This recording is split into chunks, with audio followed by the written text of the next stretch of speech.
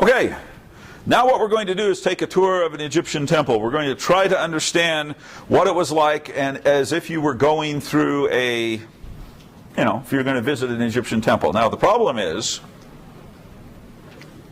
that most Egyptian temples are kind of in bad shape and in ruins, and so I'm picking out examples from several different temples and mixing them all together. So it's not one single one, but kind of here's a good example of this, here's a good example of that.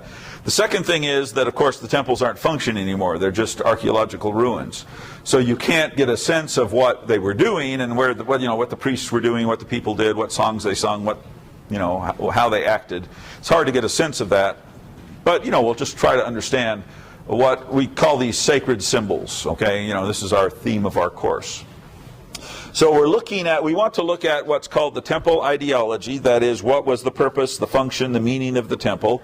And the temple mythos means the stories and the, what gods were there, what stories were there, how the temple was built. So there's kind of a set of ideas and practices, and also a set of stories and beliefs and stuff. So these are overlapping concepts, but we want to try to explain what this was like for the Egyptians.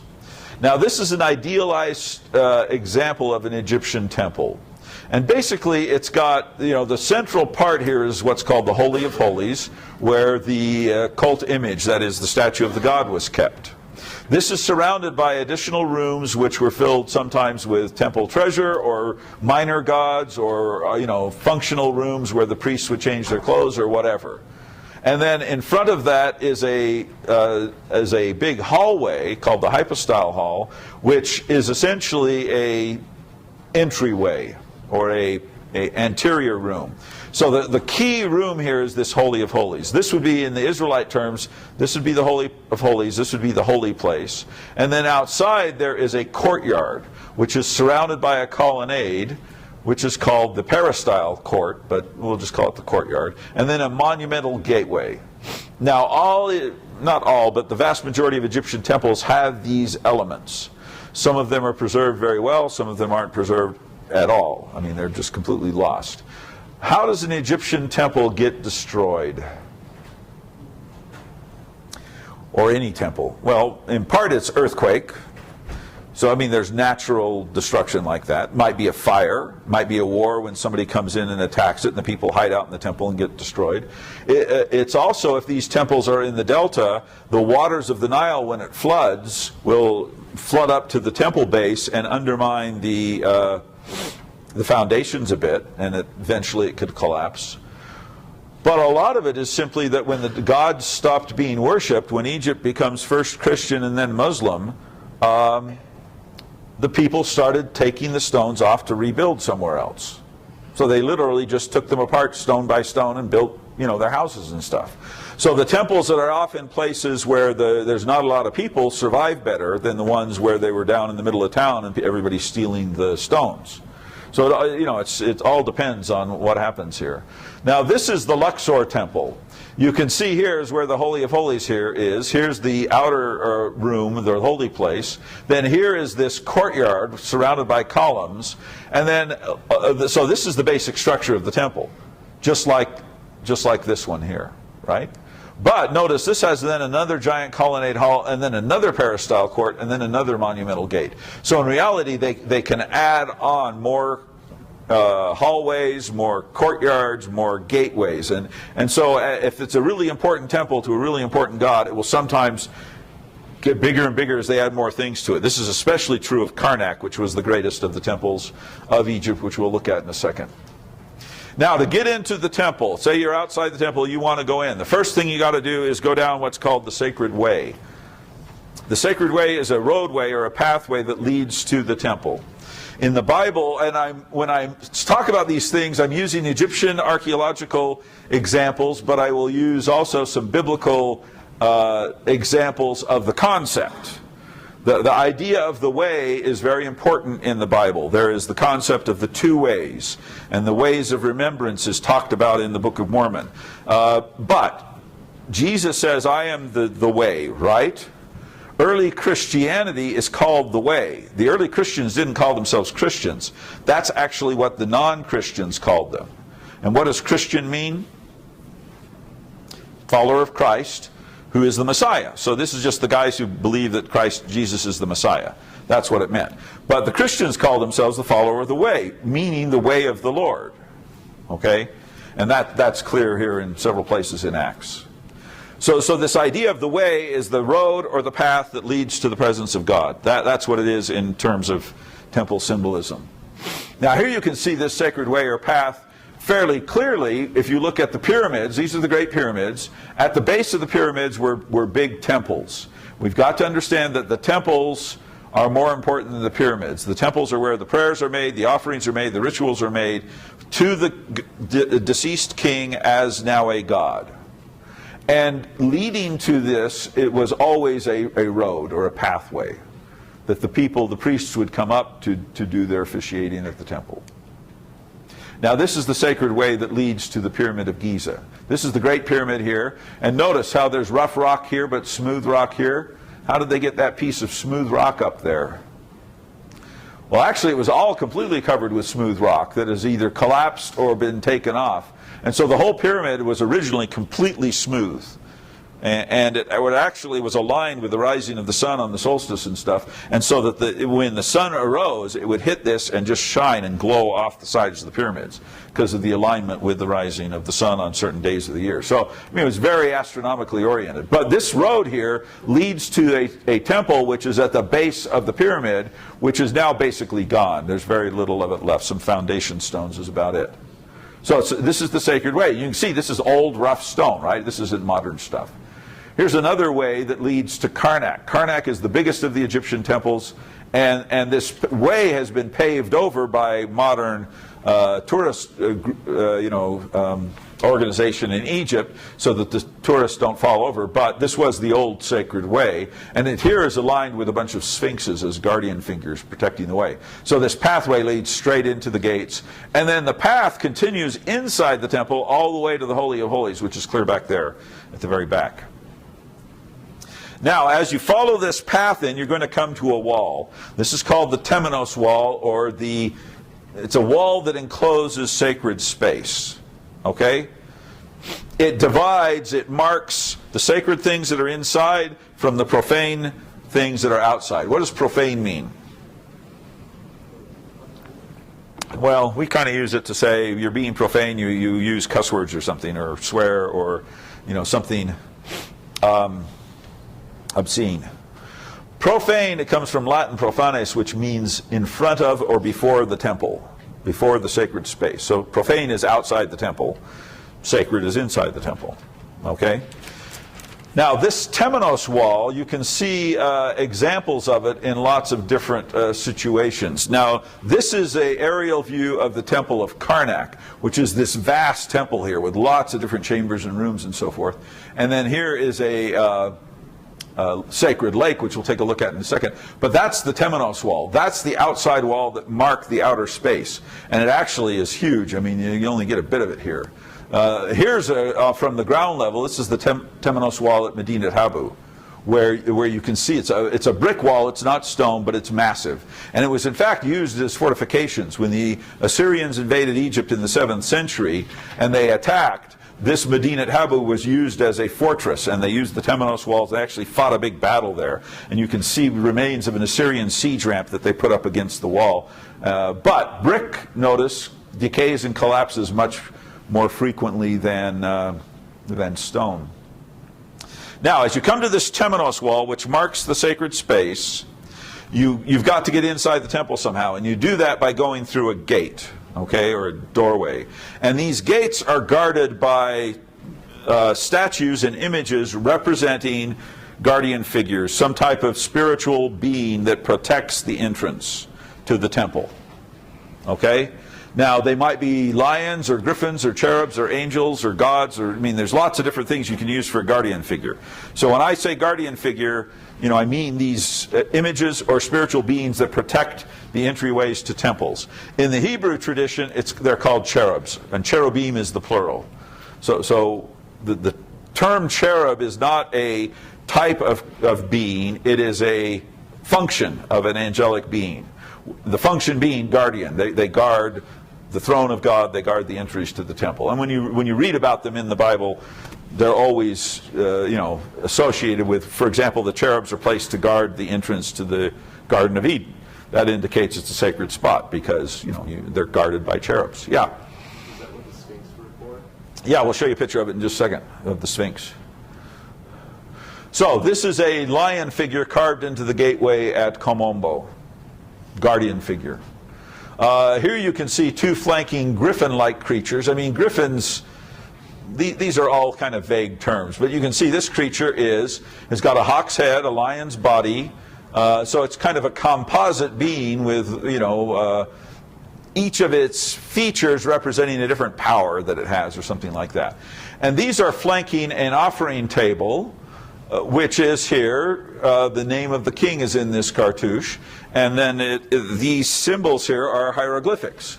And this one is Thoth, this is, and then this is Messe, which means born of, and then this is Nefer, beautiful, and then this is Khepr, beautiful of transformation. So this is Tutmosis, beautiful of transformation, and then this is eternal life. This is stability, and this is eternal life, so stable of life. So these are hieroglyphics that tell you, this is Jehute Moshe Nefer Hefer, which means Tutmosis, beautiful of transformations. Meaning what? What is the transformation? He's transformed into a god. He's resurrected, something like that. Okay, but those are the hieroglyphics symbolizing the king who is being guarded by these figures. Does that make sense? It's not a picture of the king, but his name and his symbol there. Now here's the Sphinx. There's the sacred way that led up to the pyramid. We saw a different picture of that. You can see the foundation stones of the temple, which is now gone. And then this Sphinx is guarding this pathway. It's sitting there right by the edge of the path, guarding the path into the presence of God, or into the temple where you find the image of God. Now, you also mark the sacred space by stone boundary markers of some sort. It could be lots of different things. For example, here you've got obelisks. Now remember, we talked about these as matzebah in Hebrew, but the Egyptians marked sacred space by setting these giant pillars that could be seen from anywhere. Often they're much smaller, but the Egyptians tried to do everything in super form. These are other markers, boundary markers, that mark the entrance to the Holy of Holies. This is the Holy of Holies of the Karnak Temple. You go through that door, you're in the central chamber. These are two pillars that flank this, and on these pillars are depicted the papyrus and the lotus, which were two plants of the Edenic state. So these are, Egypt views this, the pristine state as this beautiful Nile setting with plants and flowers and trees and whatnot. And it's symbolized by the lotus and the papyrus. And so this represents, what we would say Eden. Now on these pillars, right there, on that side, is this image, which it's a boundary marker showing the entry into sacred space. But here you've got the king, actually it's a queen, who is embracing the king, okay? That is to say, when the king comes up, it's called the sacred embrace, and it is when a god or an angel and a human meet each other. The embrace symbolizes you're welcome into the company, you're part of the family, we love you, that type of thing. And so a sacred embrace is found in lots of different examples in Egyptian art and lots of other art as a sacred symbol of acceptance into the divine council, or among the gods or among the angels, or whatever it might be. Now, ancient temples are also closely associated with water. And waters represent, I think we've talked about this before, but within temple context they represent several different things. One is the waters of creation. Remember, it is the primordial matter from which creation occurs. It's called the deep in Hebrew. Next is the waters of life. That is, water is necessary for humans to survive, for their plants and animals to survive. If you don't have water, you don't have life. And especially in the Near East, you can't last more than a day or two without water. A few days, that's it. And then waters of purification are that you wash yourself in water, you purify yourself with water, and that allows you then to become pure and therefore enter into the presence of the gods in the temple. So you'll see the waters used in all three symbolic senses in temples in different situations, depending on the context and what's going on. Now this is the great Karnak Temple, and you can see it's a massive complex. It's really huge, and it's got all these subsidiary temples around it, and this is the Temenos wall that surrounds the thing. It's a massive Temenos wall with gateways going in, these monumental gateways, but then within the temple is this giant lake, and it is an artificial man-made lake, but it symbolizes the lake of the gods and the primordial waters and so forth. Here you can see the temple complex, and the lake right off to the side of it. Now that's the lake as it looks today. It's still around today. You can see the massive size of the thing by noticing that these little dots here are people, right? I mean, this is huge, huge thing. It's also got a stairway here that you go down, and this is so the priests could go down and get water out of this, but also they could go down and immerse themselves in the pool for purification rituals. So, you had access to the water, you'd get water out and carry it around to clean the temple, but you'd also do purification rituals on your own there as well. Now, this is the monumental gate of the complex. So once you come to a temple, here's the temple complex, but surrounding the Temenos wall, you've got to get to a gate. And so the gates were generally giant, highly ornamented. We call them monumental because they're bigger than you need to just, have a doorway. But they are designed to represent then this transitional state into the sacred state within the temple. So this is a monumental gate of a temple in Egypt. They're called pylons, that's what the scholars call them. And it represents, as you pass through this gate, you're going into a transition. You're transitioning from profane to sacred space. Okay, or into the realm of the gods. Now notice, the sacred way leading up, again this has been rebuilt by the tourist agency, but it's where the old sacred way was. You've got two guardian statues here, you've got a monumental gateway, but then you've also got these, the pharaoh acting as guardian himself. This is kind of interesting because up here you have the council of the gods, all the different gods seated on their thrones, and the pharaoh making offerings to them. Down here you've got the pharaoh, so this is the celestial world, this is the world of the gods. Down here you've got the pharaoh in the mortal world, and he's got a mace in his hand. Both of these scenes are the same, they're mirror images, and he is smashing the heads of the enemies of Egypt. Here's another monumental gateway. These are huge things too. Here you can see a close-up with the Council of the Gods up here, and then you can see the pharaoh. You can't really see the figures; they're not cut very deep, but not carved very deep. But he's attacking these guys. Now this is an interesting picture because it shows you what the temple looked like originally, because most of these temples are in ruins. And what we see is then this monumental gateway here. You can see that. There's flagpoles in front of it. You can see little banners or flags hanging down on these poles. And then there's obelisks. You can see the obelisk there with the pointed top. There's another one over here. And then there are these massive statues of Pharaoh that usually sat out in front of all these temples. Now, most of them are gone, but there's a few of them left. I'll show you a picture in a second. And then other massive statues. So there was these huge statues of Pharaoh in front of these temples as well. Once you pass through the gateway, you pass into what's called the courtyard. And this courtyard essentially represents the world as we know it. And so you're drawing closer and closer to the gods, but before you can get to them, you have to offer sacrifice. So there were courtyards outside of temples where blood sacrifice was done.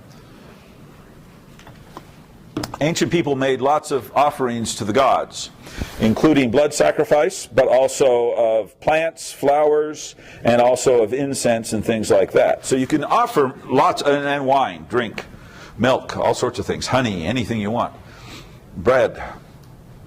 But there were blood sacrifices that were done. And these were done on big altars, and they were done, and they were burnt. The Lord's portion was burnt, and they were done out in the outside in the outer courtyards.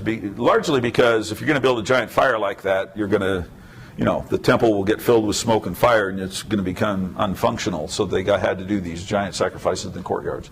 Here's the courtyard at Edfu. You've gone through the main gate. You can see there's a second monumental gate here, which goes to the holy place. And then here are more statues. These are guardian figures protecting the doors. So you'll have every door you've got, you'll have guardian figures by them.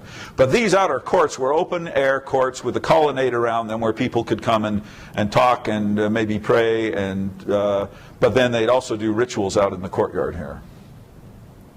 Within that courtyard is an altar of blood sacrifice, which is the place where the animals were sacrificed. Okay?